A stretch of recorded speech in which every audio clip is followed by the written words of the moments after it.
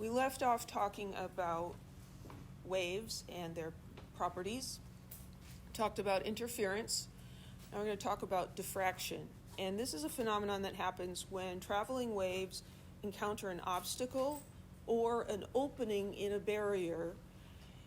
If that opening or obstacle is roughly the same size as the wavelength, the waves will bend around it. So this is something that waves do. Traveling particles do not do this. If you throw a baseball and it goes near that post, it's not going to bend, right? If I throw a basketball through the door, it's not going to curve around the door, but that's what waves do.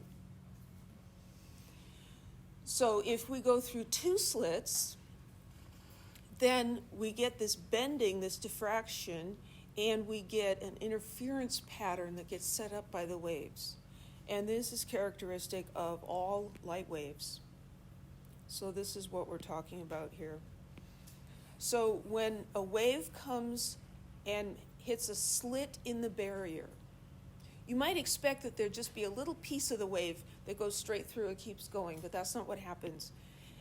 It goes through and it bends. Now it's almost like a circular droplet that started here, and the waves are going out. With particles, when particles hit barriers like this, the ones that hit the barrier stop, and the ones that hit the opening just go straight through, right? Everybody okay with that? So when we have two slits, here's our light source, and so these waves are in phase because they're coming from the same source, right? And it's hitting two slits, and it will diffract here, and then these diffracted waves are going to interact with each other. They're going to interfere with each other. And we'll have some destructive interference that makes a dark spot, and we'll have some constructive interference, and that will make a bright spot. Okay? And because video is just so helpful with things like this, this is actually one of my favorite teaching videos.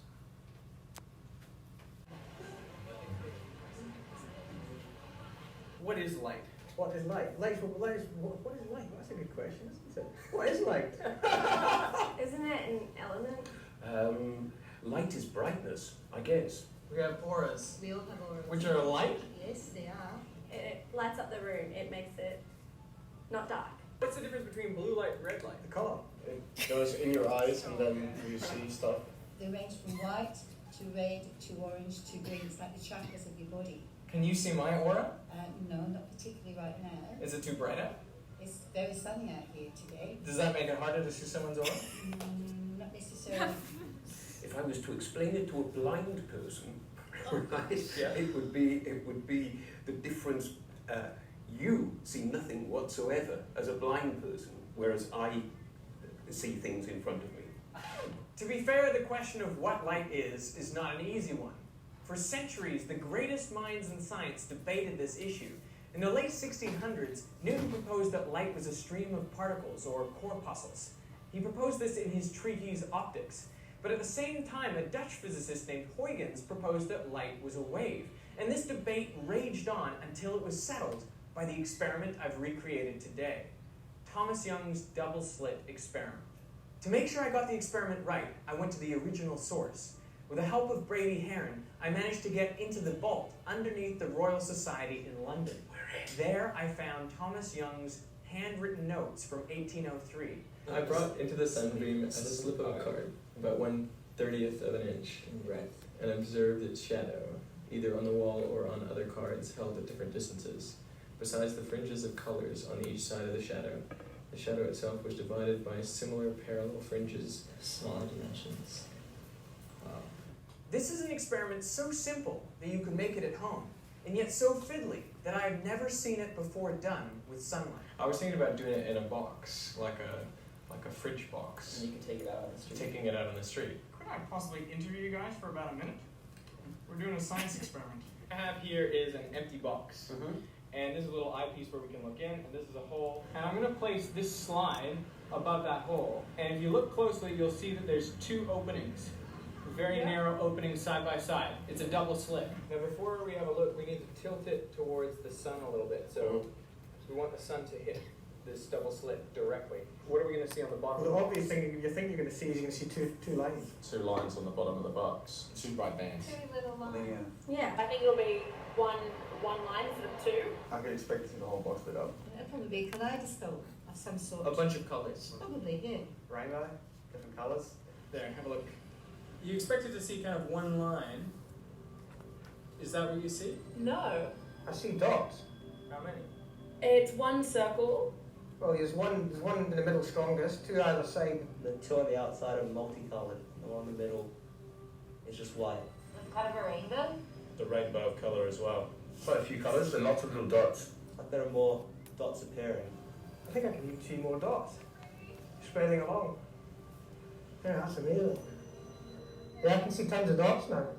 Not tons, but I can see dots spreading across that way. Either side. Yeah, definitely. Isn't that amazing? Yeah, that's incredible. And that's just nothing else apart from Two slits. 2 slits.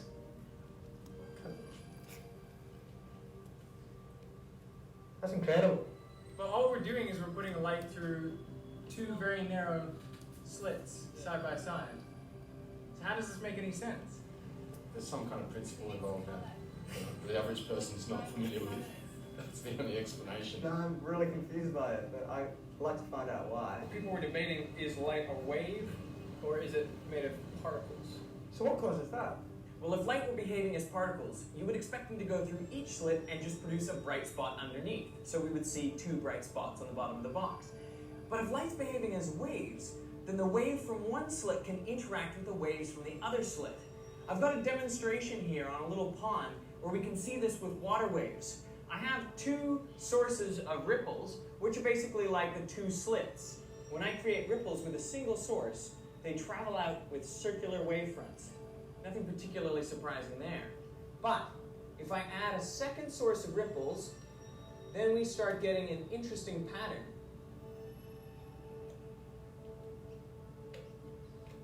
This pattern is created by the ripples from the 2 sources interacting with each other. Where they meet up peaks with peaks and troughs with troughs, the amplitude of the wave is increased. That's what we call constructive interference. But if the peak from one wave meets up with the trough from the other, then we get destructive interference and there's basically no wave there. And this is exactly what was happening with the light. When the light from one slit met up peaks with peaks and troughs with troughs, they constructively interfered and produced a bright spot. But if the trough from the wave from one slit met up with the peak of the wave from the other slit, they would destructively interfere and you wouldn't see any light there. It's light canceling itself out. This is basically the same as like having 2 drops of water fall in a swimming pool. That's right. Exactly the same And then they go pattern. and overlap. As this ripple overlaps with those ripples, Yeah. down the bottom, you get a series of, you get like a bright spot, and then a dark spot, and then a bright spot, and then a dark spot, and then a bright spot. Now there's a slight complication, which is that sunlight is composed of many different colors, and they have different wavelengths. So obviously they're going to meet up at slightly different points. And that's what caused the rainbowing effects as we go further from the central maximum. So you saw the ones to the right were slightly colored. Yeah, That's it's because working. the reds are going to meet up at different places than the blues. And that's all that makes the colour differences in different wavelengths. Exactly. That's amazing.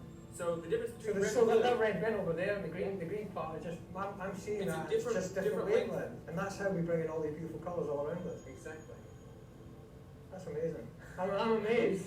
Oh, good on you, thanks, Hey, Ben. thank you. I have been enlightened. Literally.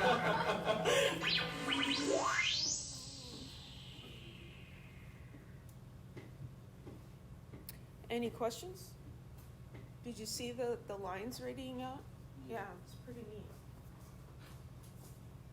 I don't want you to fall asleep, so bring the lights back. I have a question when it comes to refraction. Uh-huh. Because like light moves when it like hits one medium to another. Can a light can it refract, but then also the waves are diffracting? So like. Well, How do they so work together? refracting is when it goes through an interface where there's different indices of refraction.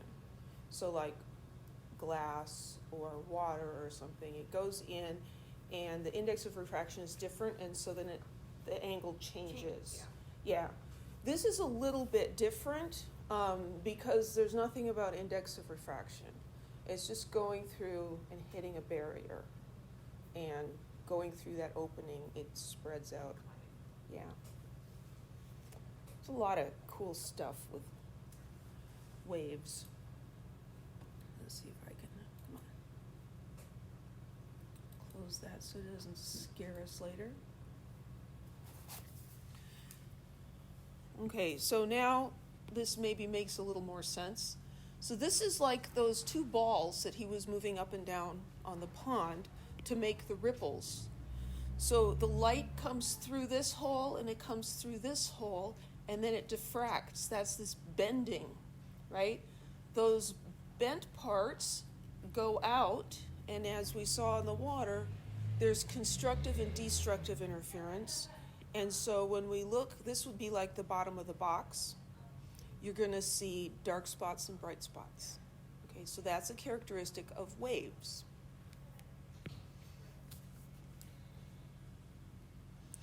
So we're going to talk about the particle nature of light as well, because light is not as squirrely as electrons, but it's a wave and a particle, which is seemingly impossible.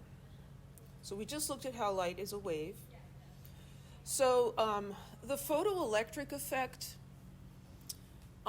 occurs when you shine a light on many metals. Shining that light on them will cause them to emit electrons from their surface.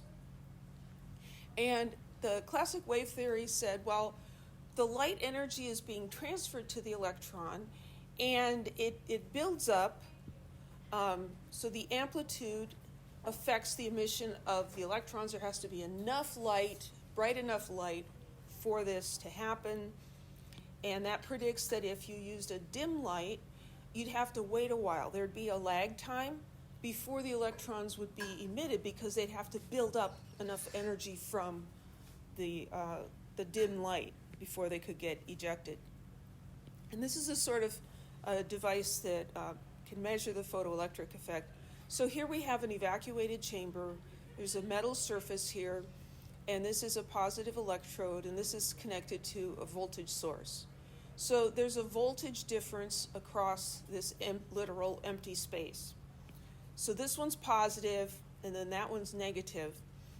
And when we shine light on the metal, electrons, we'll go over here, electrons can be emitted, and they're going to be attracted to that positive terminal, and so they're going to go across that empty space to the terminal here, and then go through this. That's essentially they're completing the circuit, and then they'll end up back here eventually. But then we can measure them so we can see how many electrons came out.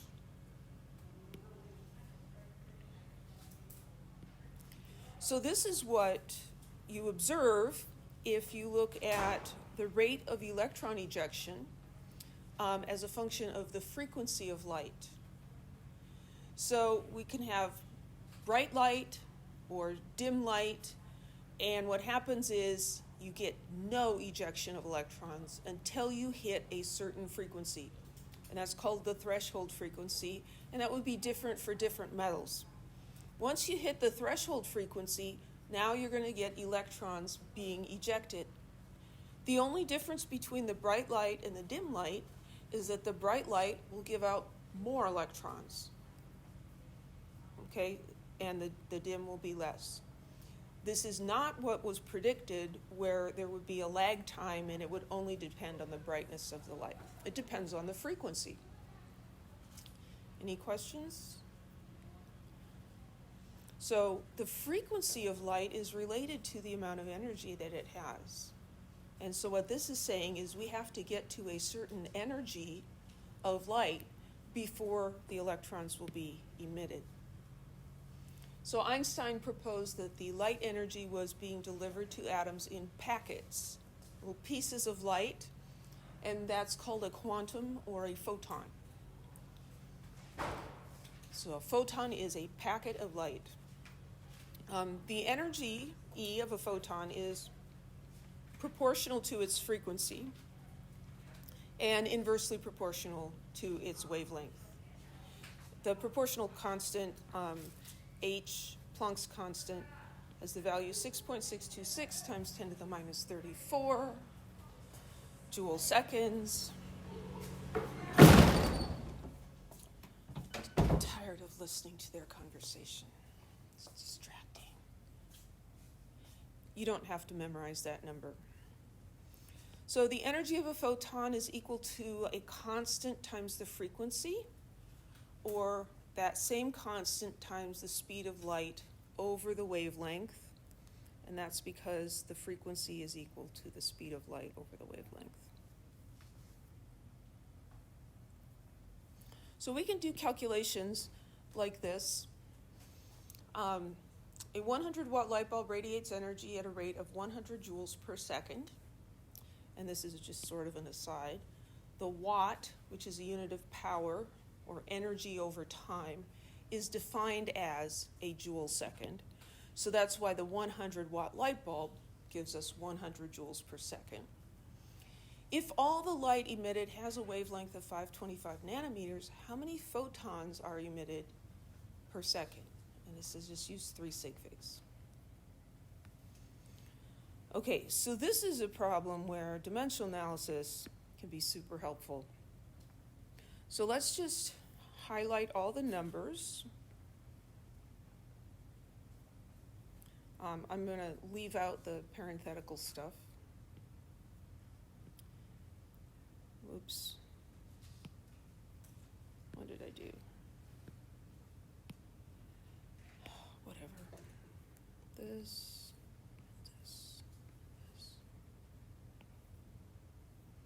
So we've got 100 watts, which is 100 joules per second, and we have 525 nanometers.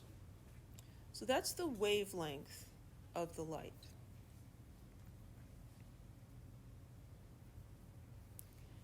And then what are we trying to find?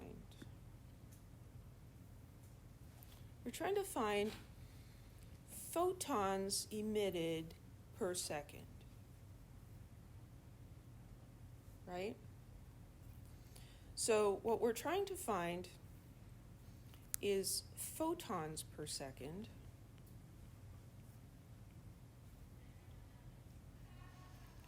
What are we starting with?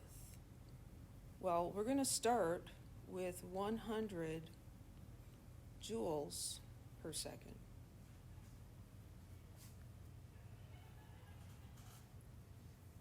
So joule is energy, right? The energy of light is related to the wavelength. So we've got that relationship. E is equal to Planck's constant times C over lambda from the previous slide. So we can take the 100 joules and convert that to photons, because this will give us the energy of one photon. And actually then we're done.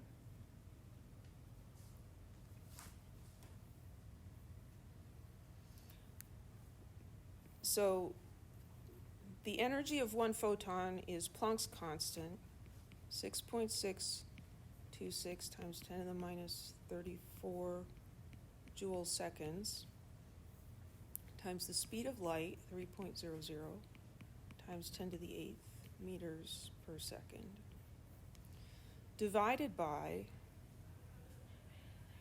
the wavelength, 525 nanometers. Are those units going to work out? No. We need this to be in meters, not nanometers. So I'm going to use what nano stands for, 10 to the minus 9, instead of that prefix, and that'll give me meters.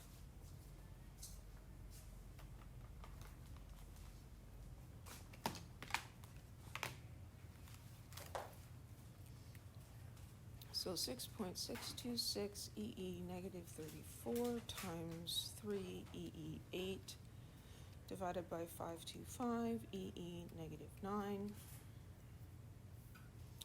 And this gives me 3.7863 times 10 to the minus 19th joules. It's not a very good one. And that is equal to 1 photon. That's the energy of one piece of light.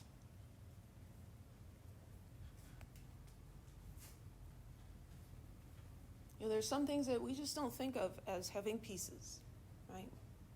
Would you like 2 pieces of milk or 3? Milk doesn't come in pieces, right? You measure it as a volume. Light doesn't seem to come in pieces either, except that it does. But this energy represents 1 photon. So what I want to do is I want to convert joules to photons. So 100 joules per second. I want to put photons on the top, 1 photon on the top, and the joules on the bottom. 3.7863 times not enough room.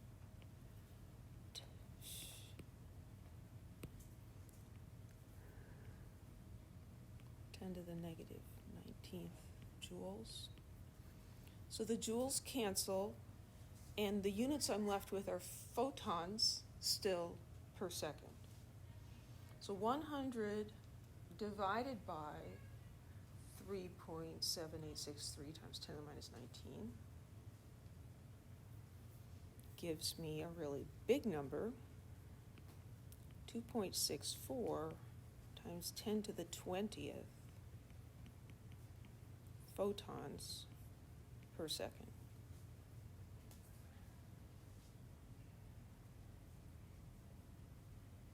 So if the light bulb has a wavelength of 525 nanometers, then the 100-watt light bulb is emitting 2.64 times 10 to the 20th photons a second.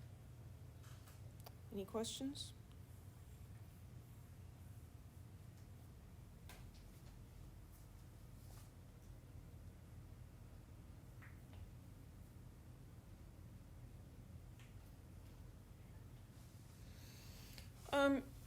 It says arrange these 3 colors of visible light, green, red, and blue, in order of increasing wavelength, frequency, and energy per photon.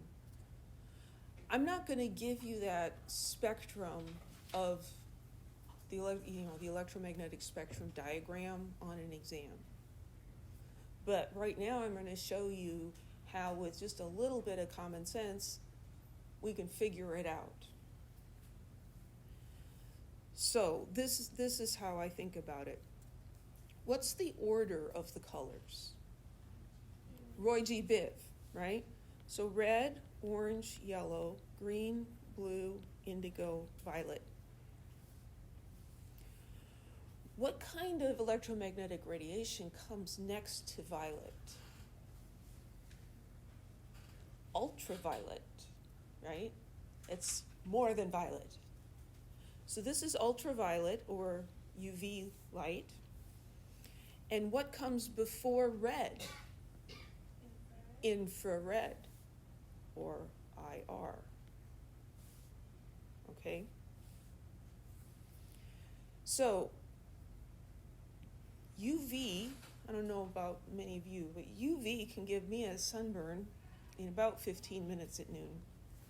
So UV light has more energy than just regular visible light, right? You can remember that, right? UV light is what gives you a sunburn. So this is the high energy end.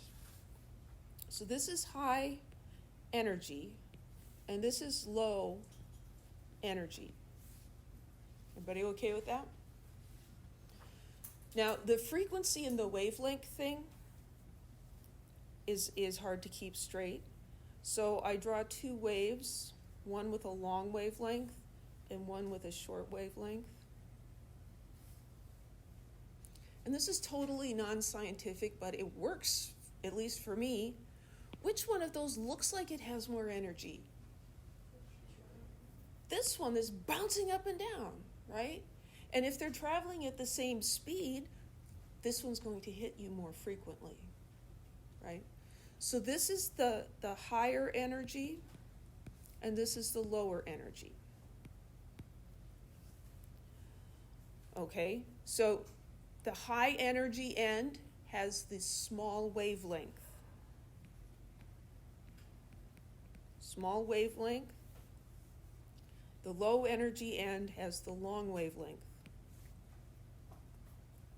And the frequency is opposite of that.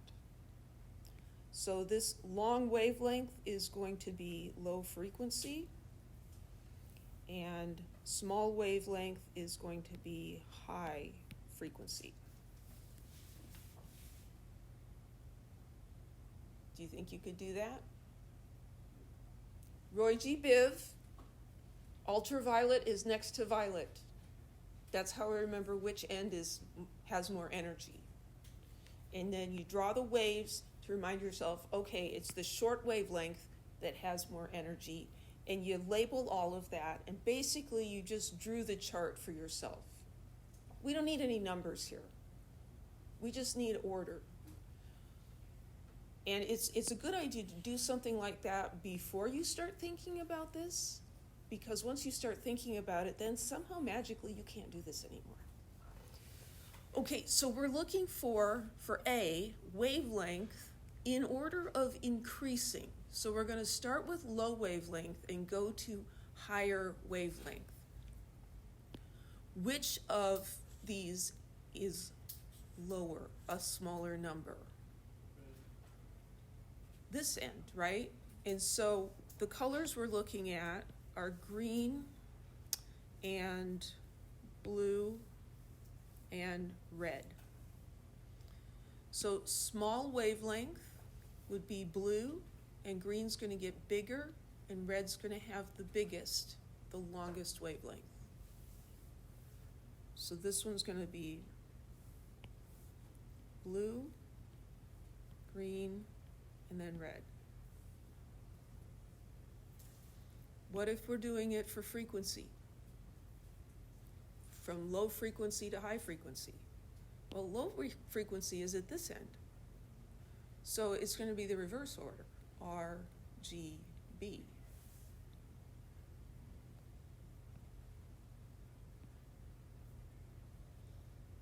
How about energy per photon? Which of those three colors has the lowest energy per photon? The red. And the blue has the highest. Oops, can't have two R's. Are you ever going to get like R, B, G? No, they can't come out of this order, because that's the order of increasing wavelength, energy, frequency, everything. Here's kind of a trick question. Put them in order of increasing speed.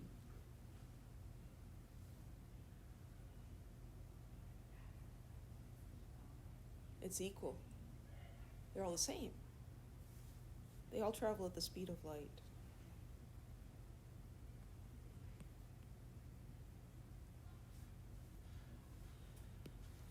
Oh, that was, I don't know what word that was. Speed of light.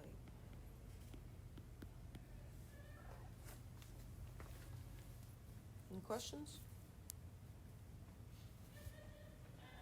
Okay, so back to these ejected electrons. If we have one photon of light at that threshold frequency, it has just enough energy to dislodge an electron from the metal, and it will do that. And that threshold energy is the binding energy of that electron, and it's given this symbol, which is the Greek letter phi. If we put higher energy, higher frequency photons in there, we're still going to get ejected electrons, The photon is going to, but it's going to absorb more energy than is necessary. So it's going to have enough to escape, and then it's still got extra energy, so it's just going to go zooming off faster, and the kinetic energy will be larger. So the kinetic energy of the ejected electron is equal to the energy of the photon that comes minus the binding energy. So this is, well, I was just thinking ransom, but that's not very nice. I'm going to go back to the Disneyland example. Okay, so you're going to go to Disneyland, right? And let's just say it's $100. I think it's more than that. But let's just say it's $100. If you go to Disneyland and you try to go in and you have $75, will they let you in? No. If you have $100, you can go in, but then you have no money to spend on anything, right? You're drinking out of the water fountains. That's it. What if you have $200? Well, you have the amount of money that you started with, that mom gave you, minus the energy to get into Disneyland. And the difference is what you have left as kinetic energy, as spending money. Okay? So then we should be able to answer this one. Suppose a metal will eject electrons from its surface when struck by yellow light. What will happen if the surface is struck with ultraviolet light? Well, which has more energy, yellow light or ultraviolet? Ultraviolet, right? That has enough energy to burn your skin. So this is higher energy. Come on, pointer. There we go. This is higher energy. So this particular metal, yellow light has enough energy to eject the electrons. If we give them more energy, what's going to happen?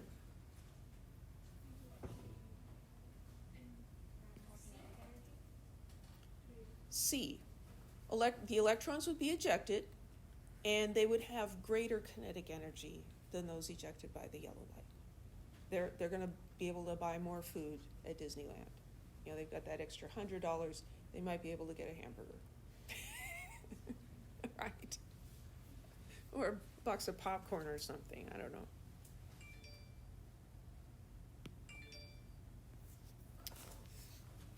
Something triggered my doorbell. I really don't need to know about that.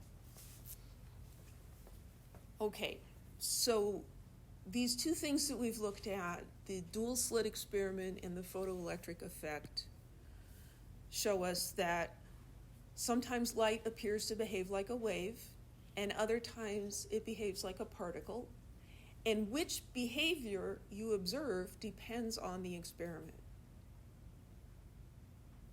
So this is that superposition.